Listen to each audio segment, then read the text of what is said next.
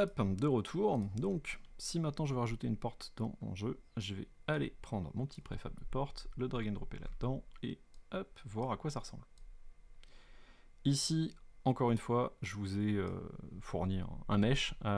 Pour l'exemple, c'est un mesh que j'ai fait avec ProBuilder, histoire en fait de bénéficier du fait que lorsqu'on construit un truc avec ProBuilder, on peut garder l'option que le premier point posé, c'est le point de pivot. Donc le point de pivot en fait de mon objet, c'est un peu chelou, mais il est en bas ici à gauche. Ce qui fait en fait quand j'essaie de faire tourner ma porte, elle pivote en fait sur un gond qui est grosso modo ici. Alors je l'ai pas fait parfaitement, hein. Le gond devrait être ici normalement, vraiment sur la tranche, alors qu'il est un petit peu décalé. C'est moche, mais ça va, on fera le taf. C'est moi qui décide si ça fait le taf ou pas pour ce que je fais. Et du coup, ça, idéalement, de toute façon, si vous voulez une porte, trouvez-en sur internet, modélisez-la vous-même en fait, à vous de voir, et faites en sorte justement que le mesh 3D que vous récupérez ait bien un point de pivot en fait qui soit sur le côté et pas au centre en fait de l'objet. Alors, faites en sorte d'avoir un point de pivot qui soit plutôt par là. Vous voyez, le point de pivot en fait de mon objet il est ici, ce qui est pas tip top en fait, ça devrait être plutôt par là, mais comme on peut pas le modifier directement dans Unity, c'est un petit peu chiant. Donc ça c'est un truc qu'il faut mieux faire en amont, et quand vous avez en fait l'objet qui va bien pour représenter la porte, vous avez juste en fait à changer. Hop, dans le mesh filter, vous pouvez dégager la ProBuilder mesh filter, vous pouvez virer tout ça, et remplacer ça par un mesh filter classique. Vous mettez en fait votre mesh dedans, et pareil pour les matériaux, mettez les matériaux qui correspondent à votre objet. Mesh Collider, tiens, tant que j'y pense, ouais, je crois que j'en ai déjà parlé de toute façon. Ça, c'est pas mal, vous pouvez le laisser. Ça fera une collision qui devrait épouser en fait le mesh en question. Donc, il faut simplement renseigner ce paramètre-là pour être sûr que ça corresponde en fait à ce que vous voulez. Mais potentiellement, ça peut être une bonne chose. Si vous préférez un mesh plus simple, genre un box collider, libre à vous de changer tout ça. Côté paramétrage, alors la porte c'est pas la plus compliquée à paramétrer, mais parce que c'est que des paramètres simples, mais c'est juste qu'il y en a plusieurs, parce que du coup j'ai voulu en un seul objet gérer plusieurs cas possibles. Ça se retrouve en fait dans la liste des status ici, c'est pour ça que c'est l'objet où il y en a le plus. On va avoir les portes qui sont actuellement ouvertes, les portes qui sont actuellement, les portes qui sont actuellement fermées et qu'on va pouvoir ouvrir, d'où l'action open door. Les portes qui sont actuellement fermées et je vais y arriver, actuellement ouvertes et qu'on va pouvoir fermer avec l'action close door. Celles qui sont verrouillées et sur lesquelles on n'a pas vraiment d'action, on a juste l'indication qu'elles sont actuellement verrouillées. Celles qu'on va pouvoir déverrouiller parce qu'on a obtenu en fait la clé qui permet de les verrouiller. Les portes fermées avec un digicode et l'option en fait justement de faire apparaître ce digicode pour taper le numéro et la déverrouiller derrière pour qu'elle se comporte ensuite comme une porte simple.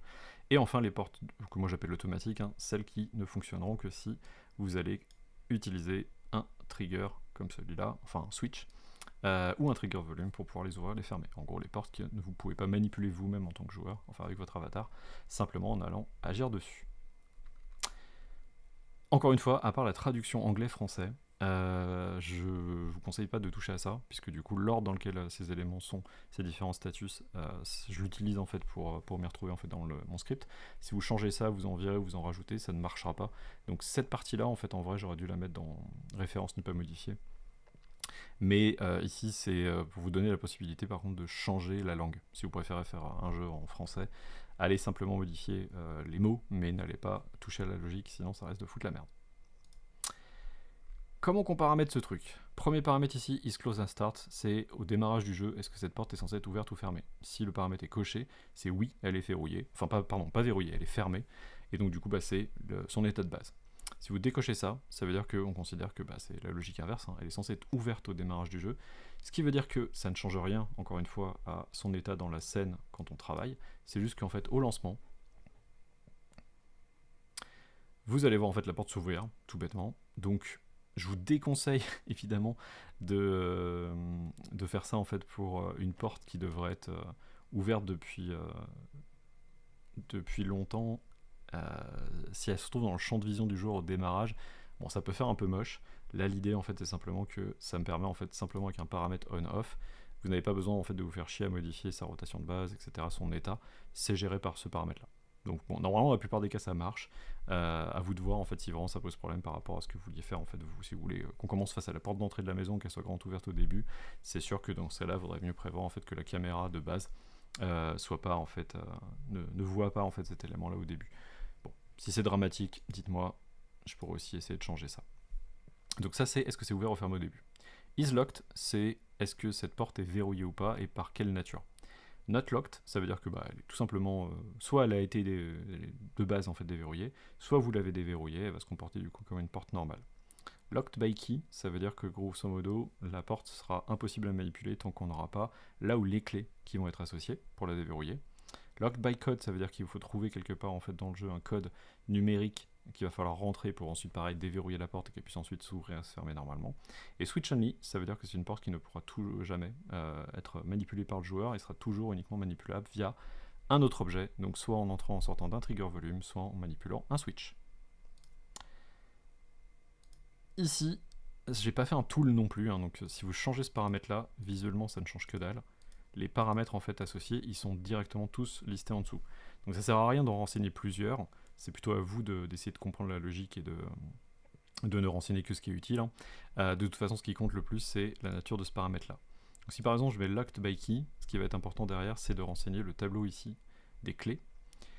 En cliquant sur plus, on ajoute un champ. Si je reclique à nouveau, j'en mets plusieurs. Le numéro qui est ici à renseigner, c'est le numéro, l'ID, en gros, l'identifiant de l'objet nécessaire pour ouvrir la porte. Encore une fois, je parle de clé en anglais ici parce que c'est plus simple à comprendre, mais ça peut être n'importe quoi. Si vous faites si votre narrative il se passe, je sais pas, dans un truc, on est Indiana Jones, on est un archéologue, et la clé en question c'est la statuette de mon cul avec des pierres précieuses dedans, et c'est ça qu'il faut mettre en fait sur, c'est pas une porte mais un piédestal qui doit ensuite s'affaisser ou j'en sais rien. Ou ça plutôt s'abaisser, c'est possible en fait de faire des animations comme ça, enfin juste une rotation un petit peu différente de ce que j'ai fait moi, et c'est tout à fait possible de prendre en compte n'importe quel objet en fait dans le système d'inventaire que j'ai fait comme étant une clé. Tout ce qui compte, c'est que ça, vous pointiez bien sur un numéro qui va être quelque chose qu'on va retrouver en fait dans notre inventaire. Ça, je parlerai de l'inventaire dans la vidéo sur les pick-up juste après. Ça, c'est si on veut une clé. Si on veut un code, il suffit de taper un code ici. Alors évitez des codes trop longs, j'avoue que là j'ai un vieux doute sur la taille maximale. C'est au niveau de l'affichage en fait que ça va commencer à déconner si le code fait plus de 10 caractères je crois.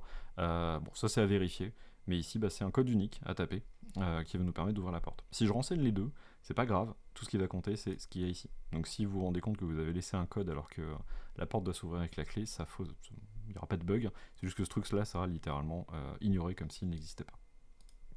Si vous voulez l'utiliser, il faut utiliser cette option Locked by Code et là, effectivement, donner un code qui va nous permettre de vraiment ouvrir cette porte, la déverrouiller en tout cas. Ensuite, Close Rotation et Open Rotation, ça c'est une différence par rapport à ce que je vous ai montré, enfin la version initiale de la porte. Ici en fait vous avez, c'est l'équivalent de la ligne ici que vous avez Rotation dans votre transform, c'est quelle est l'orientation en fait de base de cet élément quand il se trouve dans votre scène. Donc ici c'est à vous de renseigner la même chose que la rotation que vous aurez mis là, c'est-à-dire que là si à l'origine ma porte je veux qu'elle soit orientée comme ça, il faut réindiquer dans notre champ ici, bon moins 76 c'est un peu moche mais mettons moins 75, ça il faut le reporter ici dans Close Rotation et ici en fait indiquer de combien en fait vous voulez vous déplacer. Donc si vous voulez que la porte ensuite quand elle est ouverte elle soit ouverte dans ce sens là comme ça à je sais pas moins 180, et bah ici en fait vous indiquez moins 180 et normalement en fait ça devrait vous reproduire le mouvement d'ouverture que vous souhaitez. Là, étant donné que j'ai rajouté X et Z et pas simplement une rotation sur Y, ça peut aussi vous permettre en fait d'avoir un système de pont-levis potentiellement en fait sur la porte. Bon, c'est à tester, à voir en fait si effectivement tout fonctionne correctement. Et méfiez-vous, il y a un truc que j'ai pas non plus foolproof, c'est s'il comprend bien en fait quand les angles sont un peu chelous, s'il comprend bien dans quel sens il est censé tourner. Normalement lui il va au plus proche, donc si vous êtes sur une ouverture de porte à moins de 180 degrés, normalement ça passe. Si c'est plus, il y a moyen qu'il fasse une rotation dans le mauvais sens. Donc à voir en fait si tout marche effectivement comme vous voulez. Si vous commencez à avoir des rotations un peu complexes, est-ce que ça pose problème ou pas?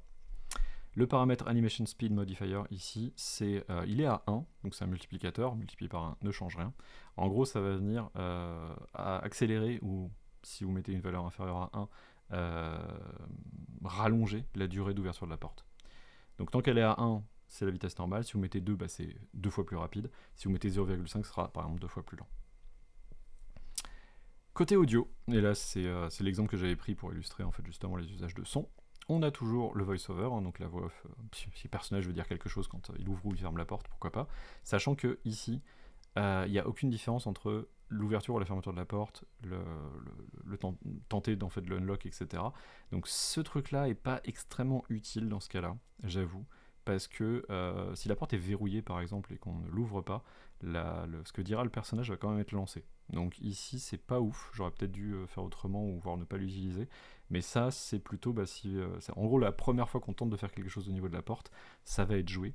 Si derrière vous voulez que ça soit relancé, bah libre à vous. Si vous voulez justement que ça soit fermé quand on sort, pourquoi pas. Mais ce truc-là en fait ne va pas être extrêmement utile étant donné qu'il n'y a pas de distinction ici en fonction du statut de la porte. Ça va plutôt se retrouver au niveau des SFX ici, où on a du coup un son que je vous ai mis. Alors j'ai pris à l'arrache sur FreeSound, hein, donc si ça correspond pas à vos besoins, bah allez-y, hein, go les changer. Si vous cliquez dessus, vous allez pouvoir en fait voir où est-ce qu'ils sont répertoriés dans le projet, donc c'est tout ce qu'il y a dans ici io_door, et tous ces éléments là, bah, c'est des sons que vous avez à dispo directement dans le projet et que vous allez pouvoir en fait utiliser si vous le souhaitez, mais ça c'est un peu la flemme, ou alors écraser en allant simplement changer tout ça.